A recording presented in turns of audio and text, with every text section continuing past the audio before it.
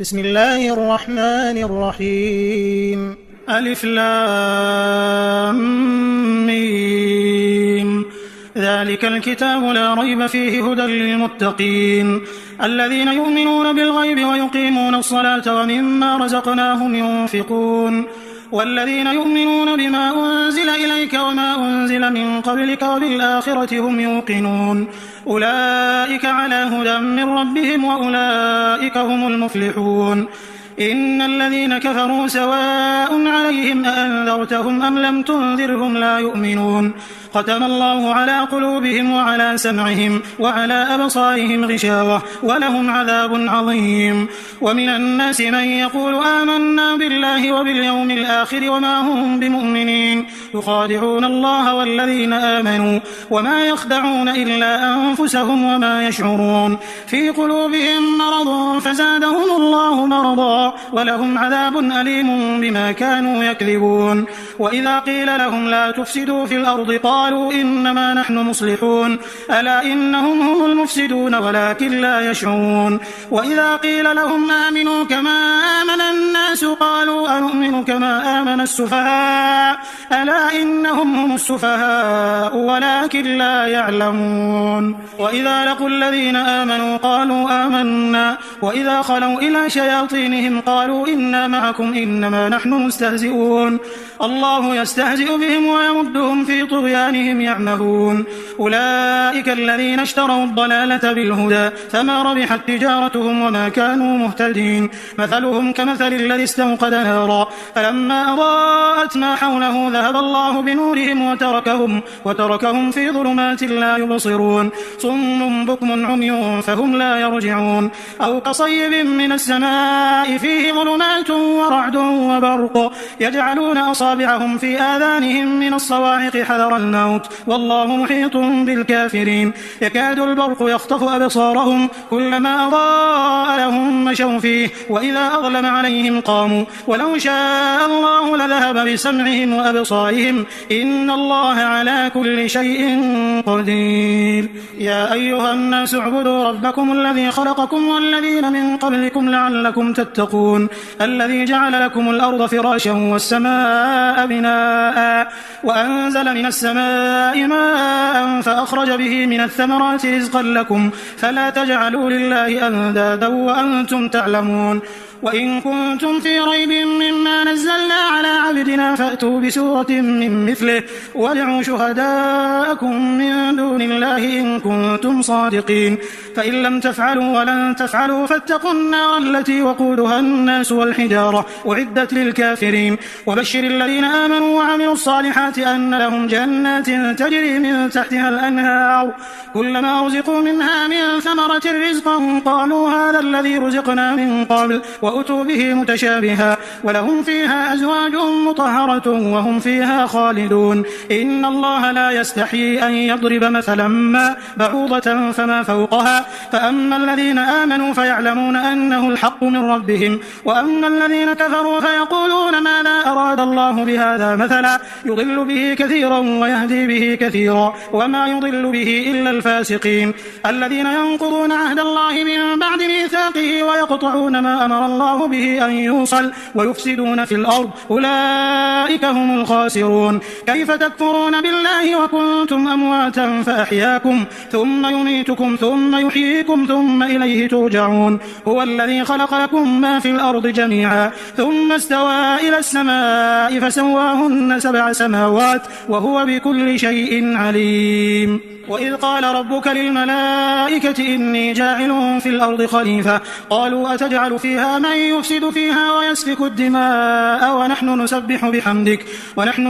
بحمدك ونقدس لك قال إني أعلم ما لا تعلمون. وعلم آدم الأسماء كلها ثم عرضهم على الملائكة فقال أنبئوني بأسماء هؤلاء إن كنتم صادقين قالوا سبحانك لا علم لنا إلا ما علمتنا إنك أنت العليم الحكيم. قال يا آدم أنبئهم بأسمائهم. فلما أنبأهم بأسمائهم قال ألم أقل لكم إني أعلم غيب السماوات والأرض وأعلم ما تبدون وما كنتم تكتمون. وإذ قلنا للملائكة اسجدوا لآدم فسجدوا إلا إبليس أبى واستكبر وكان من الكافرين. وقلنا يا آدم اسكن أنت وزوجك الجنة وكلا منها رغدا حيث شئتما ولا تقربا هذه الشجرة فتكونا من الظالمين. فأزلهما الشيطان عنها فأخرجهما مما كانا فيه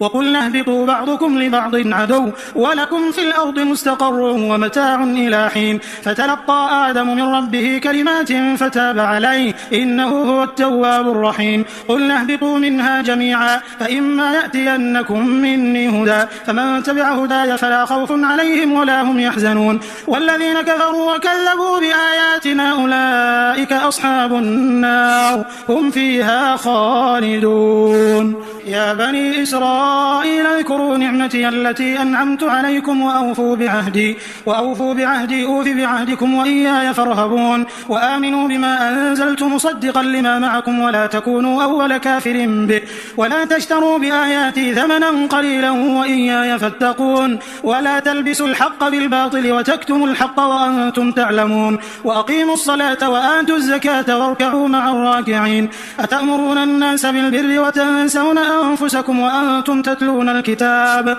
أفلا تعقلون. واستعينوا بالصبر والصلاة وإنها لكبيرة إلا على الخاشعين الذين يظنون أنهم ملاقو ربهم وأنهم إليه راجعون. يا بني إسرائيل اذكروا نعمتي التي أنعمت عليكم وأني فضلتكم على العالمين. واتقوا يوما لا تجزي نفس عن نفس شيئا ولا يقبل منها شفاعة ولا يؤخذ منها عدل ولا هم ينصرون. وإذ نجيناكم من آل فرعون يسومونكم سوء العذاب يذبحون أبناءكم ويستحيون نساءكم وفي ذلكم بلاء من ربكم عظيم. وإذ فرقنا بكم البحر فأنجيناكم وأغرقنا آل فرعون وأنتم تنظرون. وإذ واعدنا موسى 40 ليلة ثم اتخذتم العجل من بعده وأنتم ظالمون ثم عفونا عنكم من بعد ذلك لعلكم تشكرون. وإذ آتينا موسى الكتاب والفرقان لعلكم تهتدون.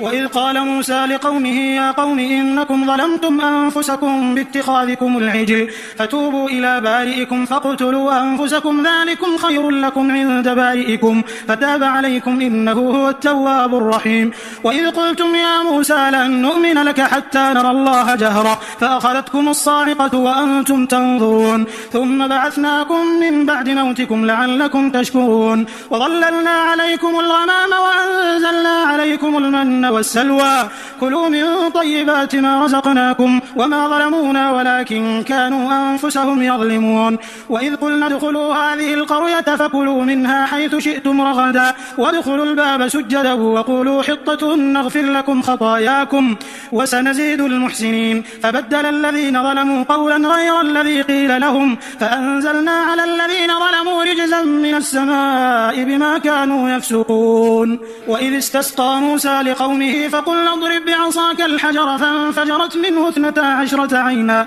قد علم كل أناس مشربهم كلوا واشربوا من رزق الله ولا تعثوا في الأرض مفسدين. وإذ قلتم يا موسى لن نصبر على طعام واحد فادع لنا ربك يخرج لنا مما تنبت الأرض من بقلها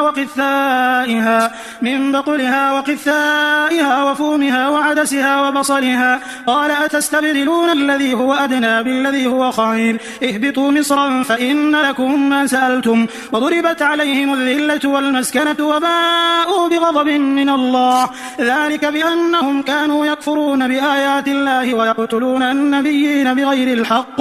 ذلك بما عصوا وكانوا يعتدون. إن الذين آمنوا والذين هادوا والنصارى والصابئين من آمن بالله واليوم الآخر وعمل صالحا فلهم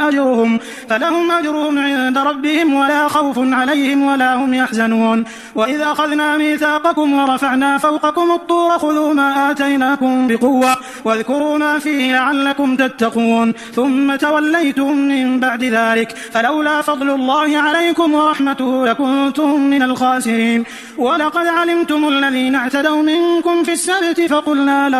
فقلنا لهم كونوا قردة خاسئين فجعلناها نكالا لما بين يديها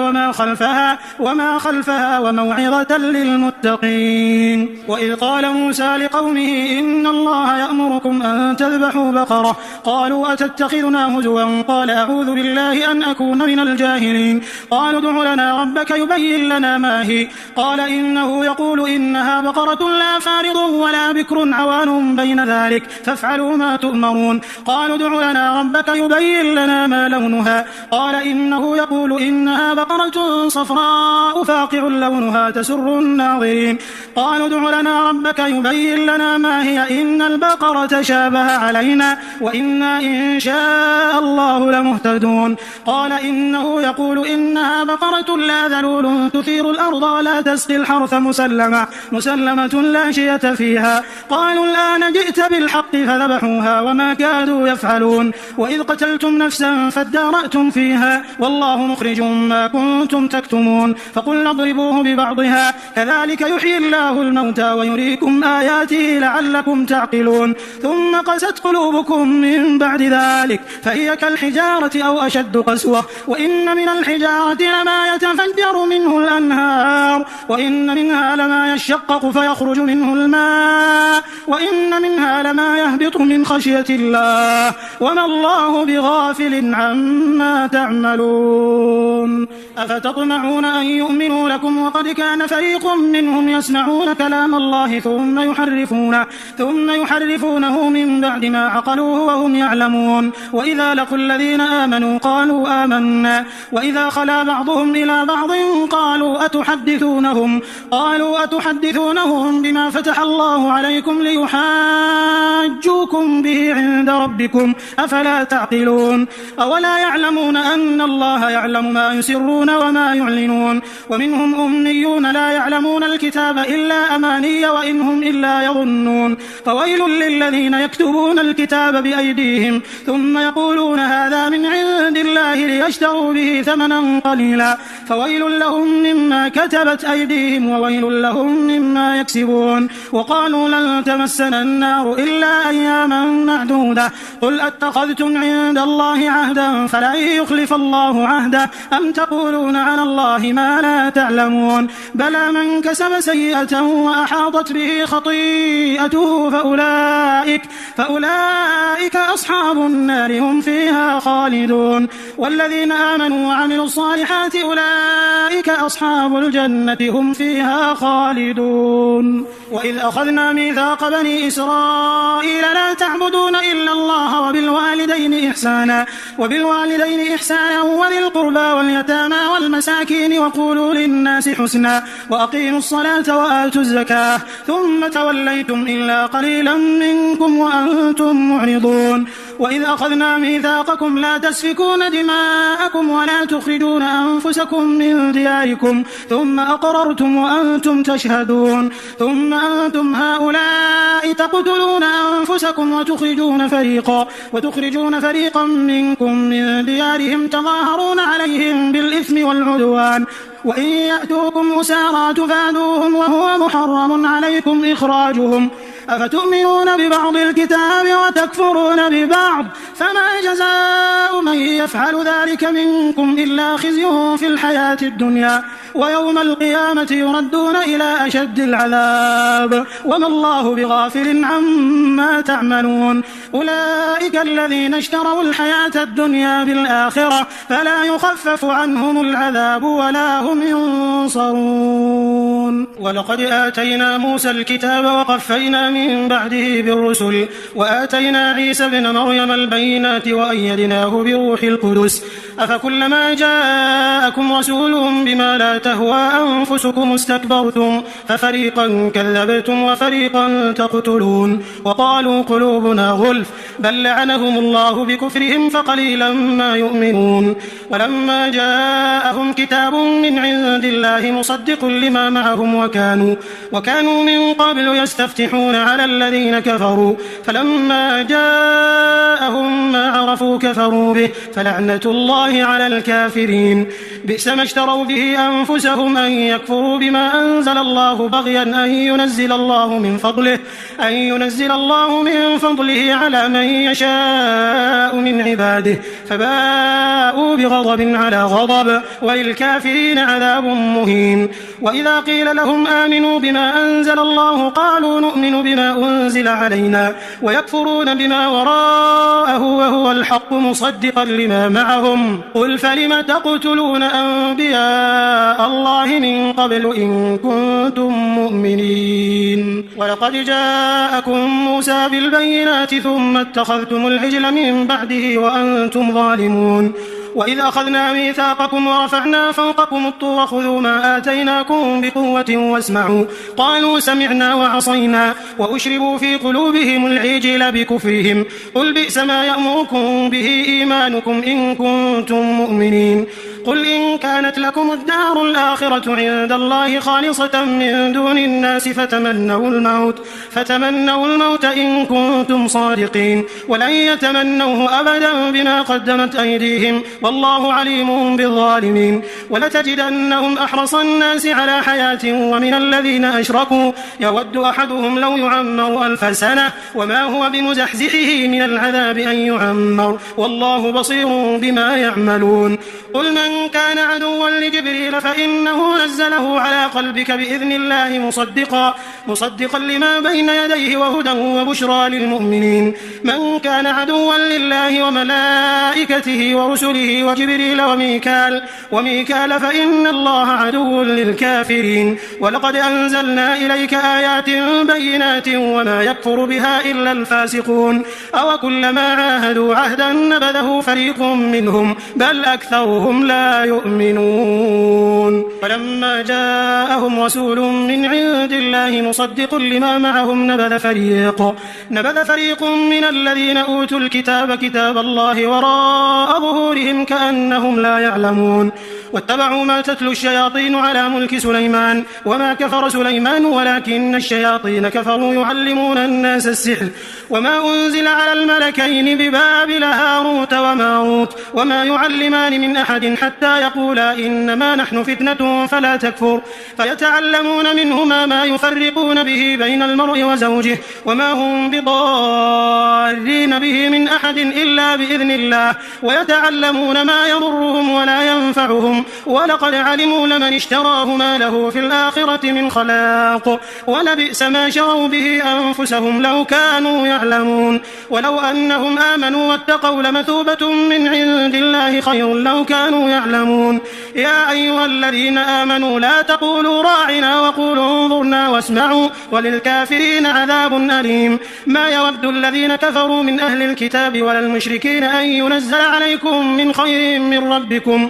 والله يختص برحمته من يشاء والله ذو الفضل العظيم ما ننسخ من آية أو ننسها نأتي بخير منها أو مثلها ألم تعلم أن الله على كل شيء قدير ألم تعلم أن الله له ملك السماوات والأرض وما لكم من دون الله من ولي ولا نصير أم تريدون أن تسألوا رسولكم كما سئل موسى من قبل ومن يتبدل الكفر بالإيمان فقد ضل سواء السبيل ود كثير من أهل الكتاب لو يردونكم من بعد إيمانكم كفارا حسدا من عند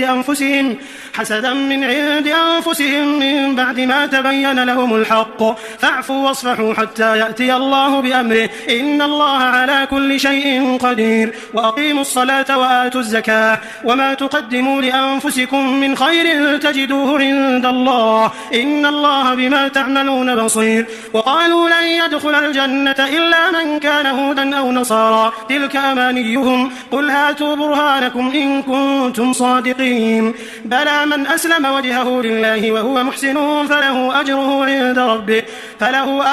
عند ربه ولا خوف عليهم ولا هم يحزنون. وقالت اليهود ليست النصارى ليست اليهود على شيء وهم يتلون الكتاب كذلك قال الذين لا يعلمون مثل قولهم فالله يحكم بينهم يوم القيامة فيما كانوا فيه يختلفون. ومن أظلم ممن منع مساجد الله أن يذكر فيها اسمه وسعى في خرابها أولئك ما كان لهم أن يدخلوها إلا خائفين لهم في الدنيا خزي ولهم في الآخرة عذاب عظيم. ولله المشرق والمغرب فأينما تولوا فثم وجه الله إن الله واسع عليم. وقالوا اتخذ الله ولدا سبحانه بل له ما في السماوات والأرض كل له قانتون بديع السماوات والأرض وإذا قضى أمرا فإنما يقول له كن فيكون. وقال الذين لا يعلمون لولا يكلمنا الله أو تأتينا آية كذلك قال الذين من قبلهم مثل قولهم تشابهت قلوبهم قد بينا الآيات لقوم يوقنون. إنا أرسلناك بالحق بشيرا ونذيرا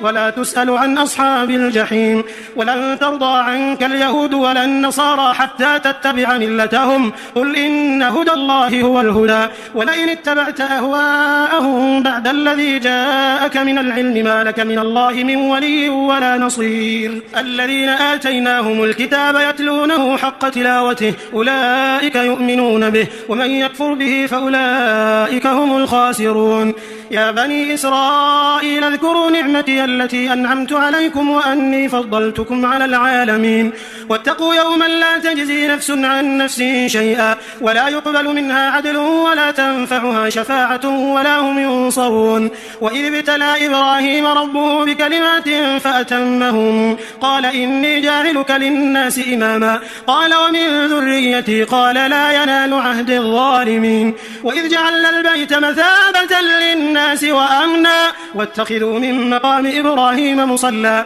وعهدنا إلى إبراهيم وإسماعيل أن طهر بيتي للطائفين والعاكفين والركع السجود. وإذ قال إبراهيم رب اجعل هذا بلدا آمنا وارزق أهله من الثمرات من آمن منهم بالله واليوم الآخر قال ومن كفر فأمتعه قليلا ثم أضطره إلى عذاب النار وبئس المصير. وإذ يرفع إبراهيم القواعد من البيت وإسماعيل ربنا تقبل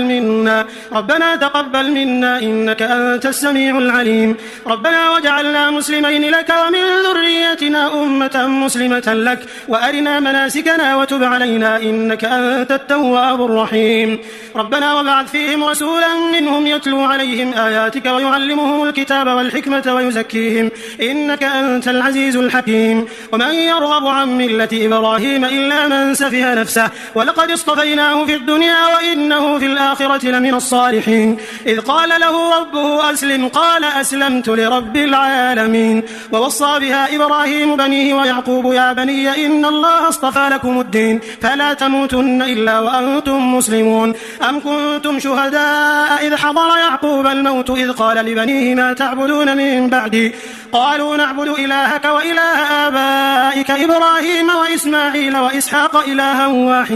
إلها واحدا ونحن له مسلمون. تلك أمة قد خلت لها ما كسبت ولكم ما كسبتم ولا تسألون عما كانوا يعملون. وقالوا كونوا هودا أو نصارى تهتدوا قل بل ملة إبراهيم حنيفا وما كان من المشركين. قولوا آمنا بالله وما أنزل إلينا وما أنزل إلى إبراهيم وإسماعيل وإسحاق ويعقوب والأسباط وما أوتي موسى وعيسى وما أوتي النبيون من ربهم لا نفرق بين أحد منهم ونحن له مسلمون. فإن آمنوا بمثل ما آمنتم به فقد اهتدوا وإن تولوا فإنما هم في شقاق فسيكفيكهم الله وهو السميع العليم. صبغة الله ومن ومن أحسن من الله صبغة ونحن له عابدون قل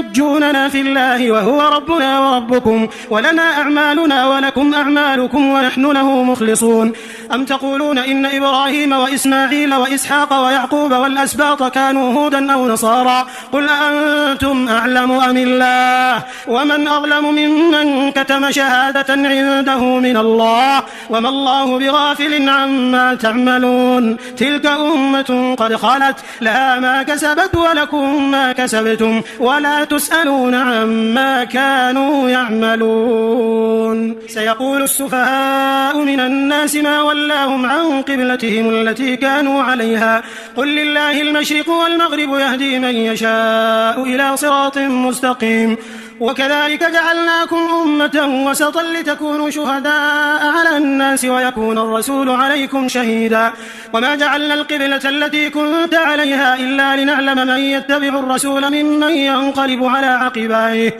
وإن كانت لكبيرة إلا على الذين هدى الله وما كان الله ليضيع إيمانكم إن الله بالناس لرؤوف رحيم قد نرى تقلب وجهك في السماء فلنولينك قبلة ترضاها فول وجهك شطر المسجد الحرام وحيثما كنتم فولوا وجوهكم شطره وإن الذين أوتوا الكتاب ليعلمون أنه الحق من ربهم وما الله بغافل عما يعملون ولئن أتيت الذين أوتوا الكتاب بكل آية ما تبعوا قبلتك وما أنت بتابع قبلتهم وما بعضهم بتابع قبلة بعض ولئن اتبعت أهواءهم من بعد ما جاءك من العلم إنك إذا لمن الظالمين الذين آتيناهم الكتاب يعرفونه كما يعرفون أبناءهم وإن فريقا منهم ليكتمون الحق وهم يعلمون الحق من ربك فلا تكونن من الممترين ولكل وجهة هو موليها فاستبقوا الخيرات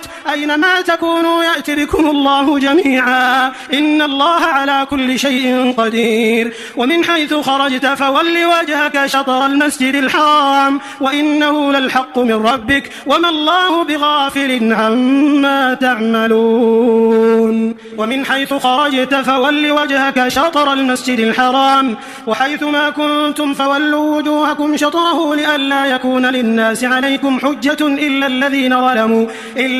ظلموا منهم فلا تخشوهم واخشوني ولأتم نعمتي عليكم ولعلكم تهتدون كما أرسلنا فيكم رسولا منكم يتلو عليكم آياتنا ويزكيكم ويعلمكم الكتاب والحكمة ويعلمكم ما لم تكونوا تعلمون فاذكروني أذكركم واشكروا لي ولا تكفرون يا أيها الذين آمنوا استعينوا بالصبر والصلاة إن الله مع الصابرين ولا تقولوا لمن يقتل في سبيل الله أموات بل أحياء ولكن لا تشعرون ولنبلونكم بشيء من الخوف والجوع ونقص من الأموال والأنفس والثمرات وبشر الصابرين الذين إذا أصابتهم مصيبة قالوا إنا لله وإنا إليه راجعون أولئك عليهم صلوات من ربهم ورحمة وأولئك هم المهتدون إن الصفا والمروة من شعائر الله فمن حج البيت أو اعتمر فلا جناح عليه أن يطوف بهما ومن تطوع خيرا فإن الله شاكر عليم إن الذين يكتمون ما أنزلنا من البينات والهدى من بعد ما بيناه للناس في الكتاب أولئك يلعنهم الله ويلعنهم اللاعنون إلا الذين تابوا وأصلحوا وبينوا فأولئك أتوب عليهم وأنا التواب الرحيم إن الذين كفروا وماتوا وهم كفار أولئك عليهم لعنة الله والملائكة والناس أجمعين خالدين فيها لا يخفف عنهم العذاب ولا هم ينظرون وإلهكم إله واحد لا إله إلا هو الرحمن الرحيم إن في خلق السماوات والأرض واختلاف الليل والنهار والفلك التي تجري في البحر بما ينفع الناس وما أنزل الله من السماء من ماء فأحيا به الأرض بعد موتها وبث فيها من كل دابة وتصريف الرياح والسحاب المسخر بين السماء والأرض لآيات لقوم يعقلون ومن الناس من يتخذ من دون الله أندادا يحبونهم كحب الله والذين آمنوا أشد حبا لله ولو يرى الذين ظلموا إذ يرون العذاب أن القوة لله جميعا وأن الله شديد العذاب إذ تبرأ الذين اتبعوا من الذين اتبعوا ورأوا العذاب وتقطعت بهم الأسباب وقال الذين اتبعوا لو أن لنا كرة فنتبرأ منهم كما تبرأوا منا كذلك يريهم الله أعمالهم حسرات عليهم وما هم بخارجين من النار يا أيها الناس كلوا مما في الأرض حلالا طيبا ولا تتبعوا خطوات الشيطان إنه لكم عدو مبين إنما يأمركم بالسوء والفحشاء وأن تقولوا على الله ما لا تعلمون وإذا قيل لهم اتبعوا ما أنزل الله قالوا بل نتبع ما ألفينا عليه آباءنا أولو كان آباؤهم لا يعقلون شيئا ولا يهتدون ومثل الذين كفروا كمثل الذي ينعق بما لا يسمع إلا دعاء ونداء صم بكم عمي فهم لا يعقلون يا أيها الذين آمنوا كلوا من طيبات ما رزقناكم واشكروا لله إن كنتم إياه تعبدون إنما حرم عليكم الميتة والدم ولحم الخنزير وما أهل به لغير الله فمن اضطر غير باغ ولا عاد فلا إثم عليه إن الله غفور رحيم إن الذين يكتمون ما أنزل الله من الكتاب ويشترون به ثمنا قليلا أولئك ما يأكلون في بطونهم إلا النار ولا يكلمهم الله يوم القيامة ولا يزكيهم ولهم عذاب أليم أولئك الذين اشتروا الضلالة بالهدى والعذاب بالمغفرة فما أصبرهم على النار ذلك بأن الله نزل الكتاب بالحق وإن الذين اختلفوا في الكتاب لفي شقاق بعيد ليس البر أن تولوا وجوهكم قبل المشرق والمغرب ولكن البر من آمن بالله واليوم الآخر والملائكة والكتاب والنبيين وآتى المال على حبه ذوي القربى واليتامى والمساكين وابن السبيل والسائلين وفي الرقاب وأقام الصلاة وآتى الزكاة والموفون بعهدهم إذا عاهدوا والصابرين في البأساء والضراء وحين البأس أولئك الذين صدقوا وأولئك هم المتقون يا أيها الذين آمنوا كتب عليكم القصاص في القتلى الحر بالحر والعبد بالعبد والأنثى بالأنثى فمن عفي له من أخيه شيء فاتباع بالمعروف وأداء إليه بإحسان ذلك تخفيف من ربكم ورحمة فمن اعتدى بعد ذلك فله عذاب أليم ولكم في القصاص حياة يا أولي الألباب لعلكم تتقون كتب عليكم إذا حضر أحدكم الموت إن ترك خيرا الوصية للوالدين والأقربين بالمعروف حقا على المتقين فمن بدله بعدما سمعه فإنما إثمه على الذين يبدلون إن الله سميع عليم فمن خاف من موص جنفا أو إثما فأصلح بينهم فلا إثم عليه إن الله غفور رحيم يا أيها الذين آمنوا كتب عليكم الصيام كما كتب على الذين من قبلكم لعلكم تتقون أياما معدودات فمن كان منكم مريضا أو على سفر فعدة من أيام أخر وعلى الذين يطيقونه فدية طعام مسكين فمن تطوع خيرا فهو خير له وأن تصوموا خير لكم إن كنتم تعلمون شهر رمضان الذي أنزل فيه القرآن هدى للناس وبينات من الهدى والفرقان فمن شهد منكم الشهر فليصم ومن كان مريضا أو على سفر فعدة من أيام أخر يريد الله بكم اليسر ولا يريد بكم العسر ولتكملوا العدة ولتكبروا الله على ما هداكم ولعلكم تشكرون وإذا سألك عبادي عني فإني قريب أجيب دعوة الداع إذا دعان فليستجيبوا لي وليؤمنوا به لعلهم يرشدون. أحل لكم ليلة الصيام الرفث إلى نسائكم هن لباس لكم وأنتم لباس لهن علم الله أنكم كنتم تختانون أنفسكم فتاب عليكم وعفى عنكم فالآن باشروهن وابتغوا ما كتب الله لكم وكلوا واشربوا حتى يتبين لكم الخيط الأبيض من الخيط الأسود من الفجر ثم أتموا الصيام إلى الليل ولا تباشروهن وأنتم عاكفون في المساجد تلك حدود الله فلا تقربوها كذلك يبين الله آياته للناس لعلهم يتقون. ولا تأكلوا أموالكم بينكم بالباطل وتدلوا بها إلى الحكام لتأكلوا فريقا من أموال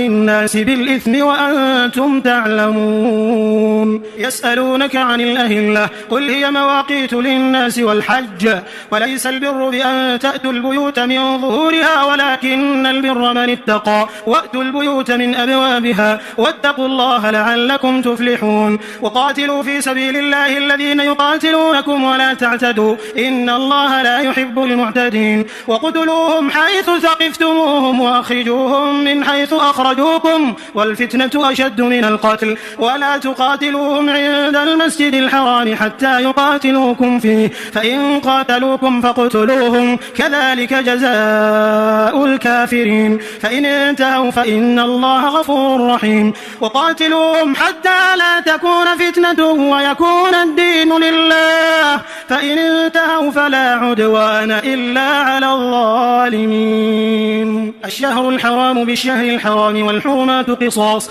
فمن اعتدى عليكم فاعتدوا عليه بمثل ما اعتدى عليكم واتقوا الله واعلموا أن الله مع المتقين. وأنفقوا في سبيل الله ولا تلقوا بأيديكم إلى التهلكة وأحسنوا إن الله يحب المحسنين. وأتموا الحج والعمرة لله فإن أحصرتم فما استيسر من الهدي ولا تحلقوا رؤوسكم حتى يبلغ الهدي محله فمن كان منكم مريضا أو به أذى من رأسه ففدية من صيام أو صدقة أو نسك فإذا أمنتم فمن تمتع بالعمرة إلى الحج فما استيسر من الهدي فمن لم يجد فصيام 3 أيام في الحج و7 إذا رجعتم تلك 10 كاملة ذلك لمن لم يكن أهله حاضر المسجد الحرام واتقوا الله واعلموا أن الله شديد العقاب. الحج أشهر معلومات فمن فرض فيهن الحج فلا رفث ولا فسوق ولا جدال في الحج وما تفعلوا من خير يعلمه الله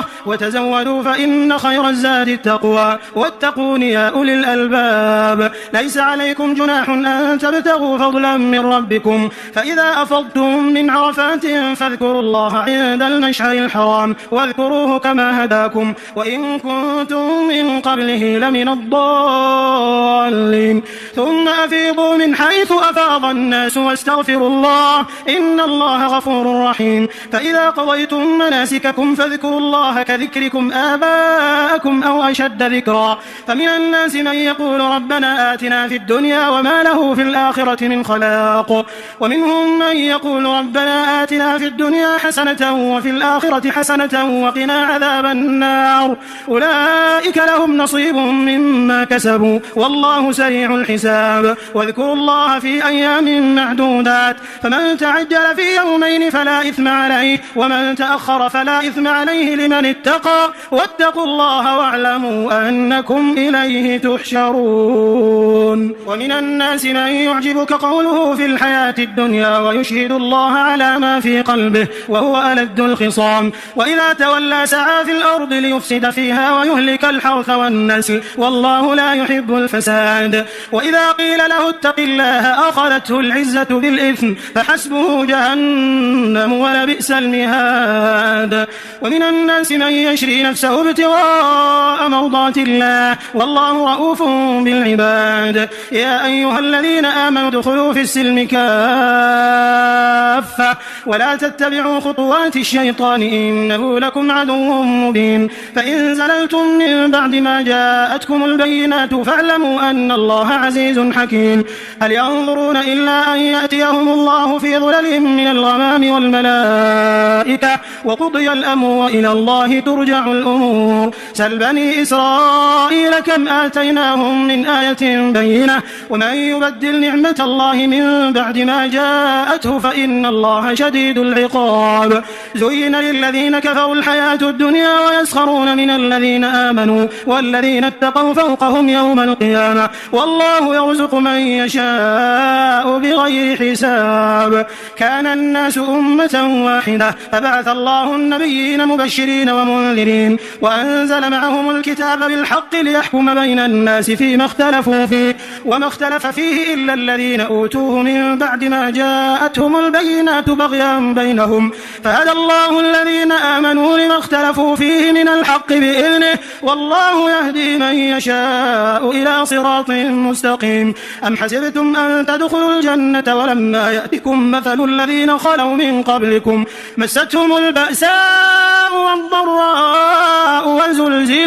وزلزلوا حتى يقول الرسول والذين آمنوا معه متى نصر الله ألا إن نصر الله قريب يسألونك ماذا ينفقون قل ما أنفقتم من خير فللوالدين والأقربين واليتامى والمساكين وابن السبيل وما تفعلوا من خير فإن الله به عليم كتب عليكم القتال وهو كره لكم وعسى أن تكرهوا شيئا وهو خير لكم وعسى أن تحبوا شيئا وهو شر لكم والله يعلم وأنتم لا تعلمون يسألونك عن الشهر الحرام قتال فيه قل قتال فيه كبير وصد عن سبيل الله وكفر به والمسجد الحرام وإخراج أهله منه أكبر عند الله والفتنة أكبر من القتل ولا يزالون يقاتلونكم حتى يردوكم عن دينكم إن استطاعوا ومن يرتد منكم عن دينه فيمت وهو كافر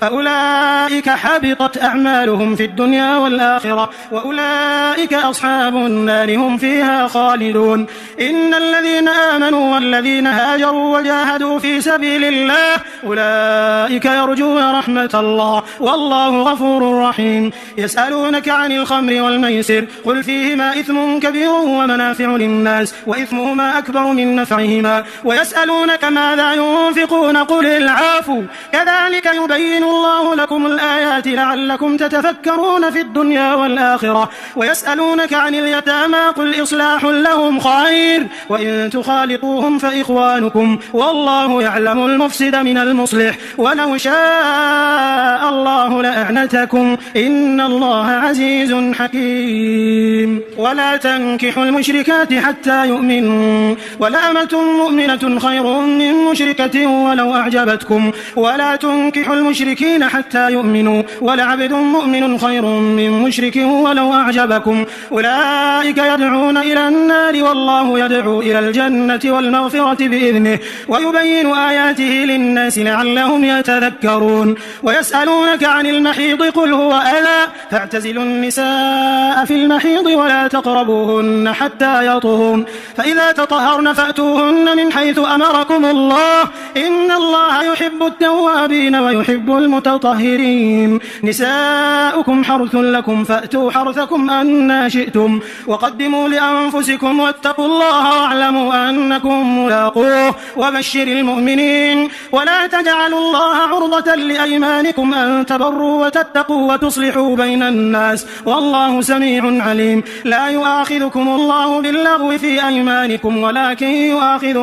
ولكن يؤاخذكم بما كسبت قلوبكم والله غفور حليم للذين يؤلون من نسائهم تربص 4 أشهر فإن فاءوا فإن الله غفور رحيم وإن عزموا الطلاق فإن الله سميع عليم والمطلقات يتربصن بأنفسهن 3 قروء ولا يحل لهن أن يكتمن ما خلق الله في أرحامهن إن كن يؤمن بالله واليوم الآخر وبعولتهن وبعولتهن أحق بردهن في ذلك إن أرادوا إصلاحا ولهن مثل الذي عليهن بالمعروف وللرجال عليهن درجة والله عزيز حكيم. الطلاق مرتان فإمساك بمعروف أو تسريح بإحسان ولا يحل لكم أن تأخذوا مما آتيتموهن شيئا إلا أن يخافا ألا يقيما حدود الله فإن خفتم ألا يقيما حدود الله فلا جناح عليهما فيما افتدت به تلك حدود الله فلا تعتدوها ومن يتعد حدود الله فأولئك هم الظالمون. فإن طلقها فلا تحل له من بعد حتى تنكح زوجا غيره فإن طلقها فلا جناح عليهما أن يتراجعا إن ظنا أن يقيما حدود الله وتلك حدود الله يبينها لقوم يعلمون. وإذا طلقتم النساء فبلغن أجلهن فأمسكوهن بمعروف أو سرحوهن بمعروف ولا تمسكوهن ضرارا لتعتدوا ومن يفعل ذلك فقد ظلم نفسه. ولا تتخذوا آيات الله هزوا واذكروا نعمة الله عليكم وما أنزل عليكم من الكتاب والحكمة يعظكم به واتقوا الله واعلموا أن الله بكل شيء عليم. وإذا طلقتم النساء فبلغن أجلهن فلا تعضلوهن أن ينكحن أزواجهن إذا تراضوا بينهم بالمعروف ذلك يوعظ به من كان منكم يؤمن بالله واليوم الآخر ذلكم أزكى لكم وأطهر والله يعلم وأنتم لا تعلمون. والوالدات يرضعن أولادهن حولين كاملين لمن أراد أن يتم الرضاعة وعلى المولود له رزقهن وكسوتهن بالمعروف لا تكلف نفس إلا وسعها لا تضار والدة بولدها ولا مولود له بولده وعلى الوارث مثل ذلك فإن أرادا فصالا عن تراض منهما وتشاور فلا جناح عليهما. وإن أردتم أن تسترضعوا أولادكم فلا جناح عليكم إذا سلمتم ما آتيتم بالمعروف واتقوا الله واعلموا أن الله بما تعملون بصير. والذين يتوفون منكم ويذرون أزواجا يتربصن بأنفسهن 4 أشهر وعشرا فإذا بلغن أجلهن فلا جناح عليكم فيما فعلن في أنفسهن بالمعروف والله بما تعملون خبير. ولا جناح عليكم فيما عرضتم به من خطبة النساء أو أكننتم في أنفسكم علم الله أنكم ستذكرونهن ولكن لا تواعدوهن سرا إلا أن تقولوا قولا معروفا ولا تعزموا عقدة النكاح حتى يبلغ الكتاب أجله واعلموا أن الله يعلم ما في أنفسكم فاحذروه واعلموا أن الله غفور حليم. لا جناح عليكم إن طلقتم النساء ما لم تمسوهن أو تفرضوا لهن فريضة ومتعوهن على الموسع قدره وعلى المقتر قدره متاعا بالمعروف حقا على المحسنين. وإن طلقتموهن من قبل أن تمسوهن وقد فرضتم لهن فريضة فنصف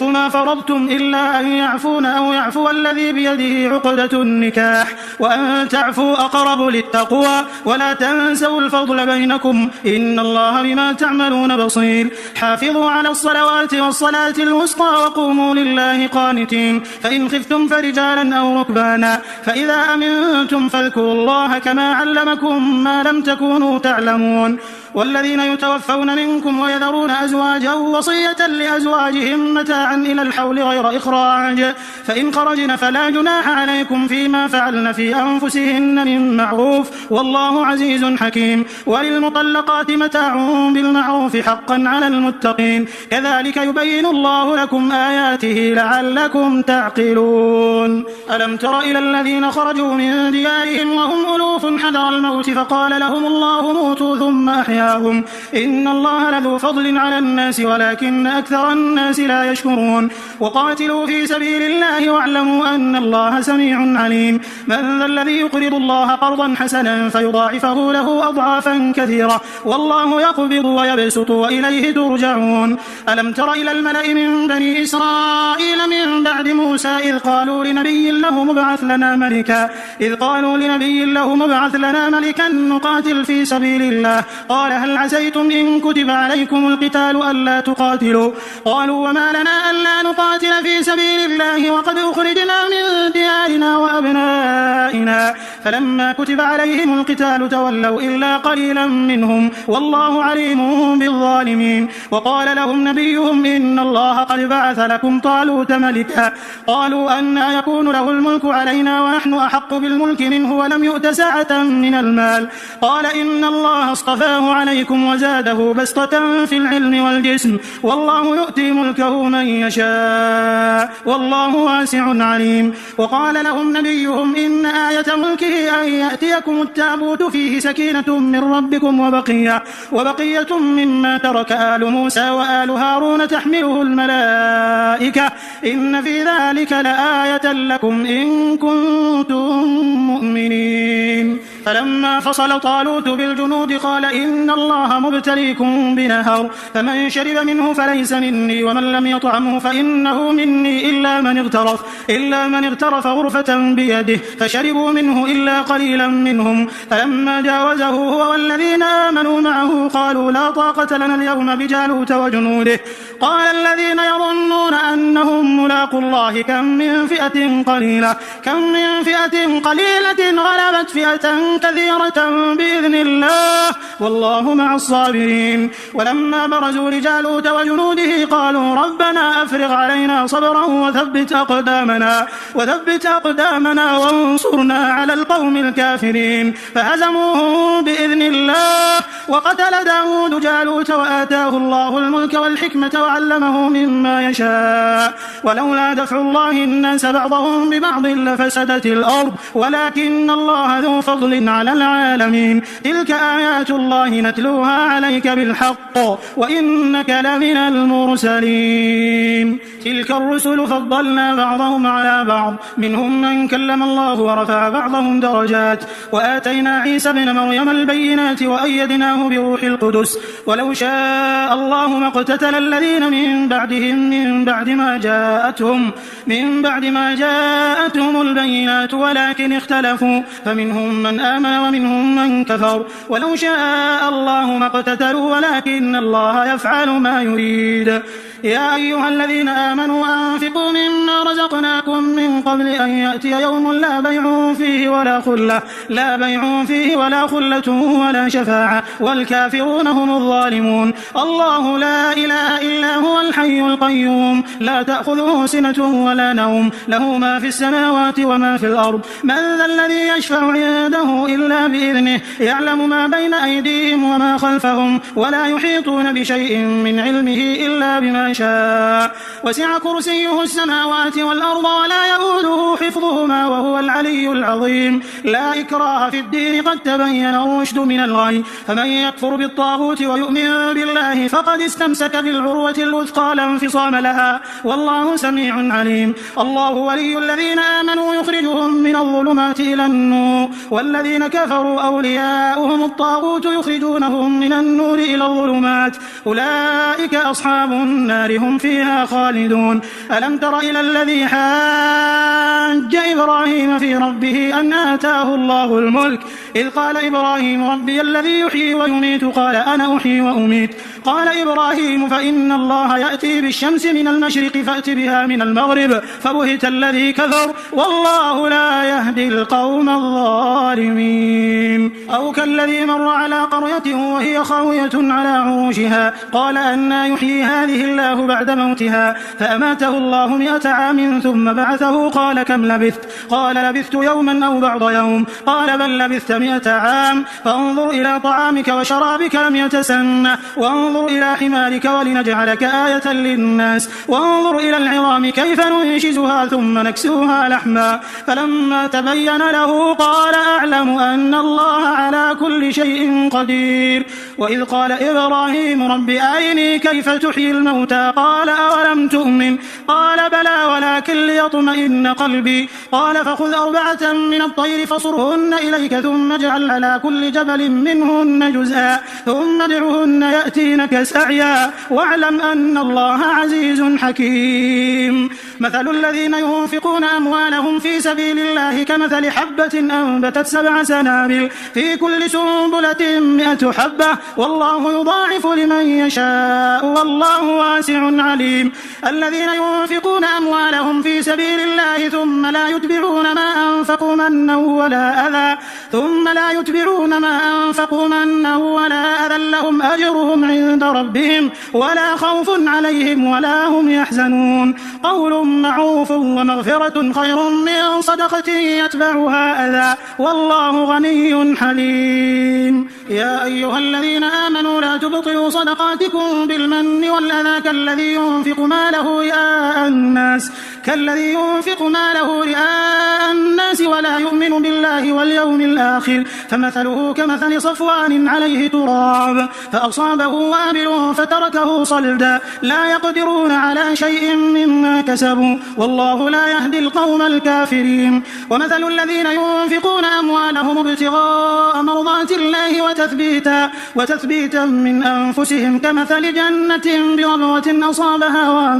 أصابها وابل فآتت أكلها ضعفين فإن لم يصبها وابل فطل والله بما تعملون بصير. أيود أحدكم أن تكون له جنة من نخيل وأعناب تجري من تحتها الأنهار له فيها من كل الثمرات وأصابه الكبر وله ذرية ضعفاء فأصابها إعصار فيه نار فاحترقت كذلك يبين الله لكم الآيات لعلكم تتفكرون. يا أيها الذين آمنوا أنفقوا من طيبات ما كسبتم ومما أخرجنا لكم من الأرض ولا تيمموا الخبيث منه تنفقون ولستم بآخذه إلا أن تغمضوا فيه واعلموا أن الله غني حميد. الشيطان يعدكم الفقر ويأمركم بالفحشاء والله يعدكم مغفرة منه وفضلا والله واسع عليم. يؤتي الحكمة من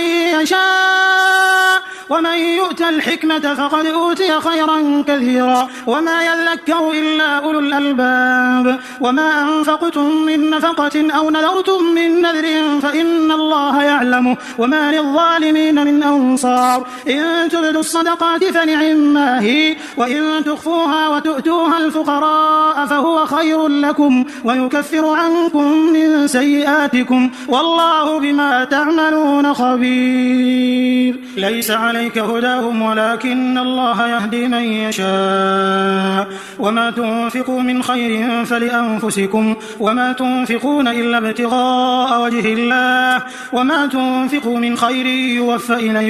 يوفى إليكم وأنتم لا تظلمون. للفقراء الذين أحصروا في سبيل الله لا يستطيعون ضربا في الأرض يحسبهم الجاهل أغنياء من التعفف تعرفهم بسيماهم لا يسألون الناس إلحافا وما تنفقوا من خير فإن الله به عليم. الذين ينفقون أموالهم بالليل والنهار سرا وعلانية فلهم أجرهم عند ربهم ولا خوف عليهم ولا هم يحزنون. الذين يأكلون الربا لا يقومون إلا كما يقوم الذي يتخبطه الشيطان من المس ذلك بأنهم قالوا إنما البيع مثل الربا وأحل الله البيع وحرم الربا. فمن جاءه موعظة من ربه فانتهى فله ما سلف وأمره إلى الله ومن عاد فأولئك أصحاب النار هم فيها خالدون. يمحق الله الربا ويربي الصدقات والله لا يحب كل كفار أثيم. إن الذين آمنوا وعملوا الصالحات وأقاموا الصلاة وآتوا الزكاة لهم أجرهم عند ربهم ولا خوف عليهم ولا هم يحزنون. يعلمون. يا أيها الذين آمنوا اتقوا الله وذروا ما بقي من الربا إن كنتم مؤمنين، فإن لم تفعلوا فأذنوا بحرب من الله ورسوله، وإن تبتم فلكم رؤوس أموالكم لا تظلمون ولا تظلمون، وإن كان ذو عسرة فنظرة إلى ميسرة، وأن تصدقوا خير لكم إن كنتم تعلمون. واتقوا يوما ترجعون فيه إلى الله ثم توفى كل نفس ما كسبت وهم لا يظلمون. يا أيها الذين آمنوا إذا تداينتم بدين إلى أجل مسمى فاكتبوه، وليكتب بينكم كاتب بالعدل، ولا يأب كاتب أن يكتب كما علمه الله، فليكتب وليملل الذي عليه الحق وليتق الله ربه ولا يبخس منه شيئا، فإن كان الذي عليه الحق سفيها أو ضعيفا أو لا يستطيع أن يمل هو فليملل وليه بالعدل، واستشهدوا شهيدين من رجالكم، فإن لم يكونا رجلين فرجل وامرأتان ممن ترضون من الشهداء أن تضل إحداهما فتذكر إحداهما الأخرى، ولا يأبى الشهداء إذا ما دعوا، ولا تسأموا أن تكتبوه صغيرا أو كبيرا إلى أجله، ذلكم أقسط عند الله وأقوم للشهادة، وأدنى ألا ترتابوا إلا أن تكون تجارة حاضرة تديرونها بينكم، فليس عليكم جناح ألا تكتبوها، وأشهدوا إذا تبايعتم، ولا يضار كاتب ولا شهيد، وإن تفعلوا فإنه فسوق بكم، واتقوا الله ويعلمكم الله، والله بكل شيء عليم. وإن كنتم على سفر ولم تجدوا كاتبا فرهان مقبوضة، فإن أمن بعضكم بعضا فليؤدي الذي ائتمن أمانته وليتق الله ربه ولا تكتموا الشهادة، ومن يكتمها فإنه آثم قلبه، والله بما تعملون عليم. لله ما في السماوات وما في الأرض، وإن تبدوا ما في أنفسكم أو تخفوه يحاسبكم به الله، فيغفر لمن يشاء ويعذب من يشاء، والله على كل شيء قدير. آمن الرسول بما أنزل إليه من ربه والمؤمنون كل آمن بالله وملائكته وكتبه ورسله لا نفرق بين أحد من رسله، وقالوا سمعنا وأطعنا غفرانك ربنا وإليك المصير. لا يكلف الله نفسا إلا وسعها، لها ما كسبت وعليها ما اكتسبت، ربنا لا تؤاخذنا إن نسينا أو أخطأنا، ربنا ولا تحمل علينا إصرا كما حملته على الذين من قبلنا، ربنا ولا تحملنا ما لا طاقة لنا به، واعف عنا واغفر لنا وارحمنا، أنت مولانا فانصرنا على القوم الكافرين.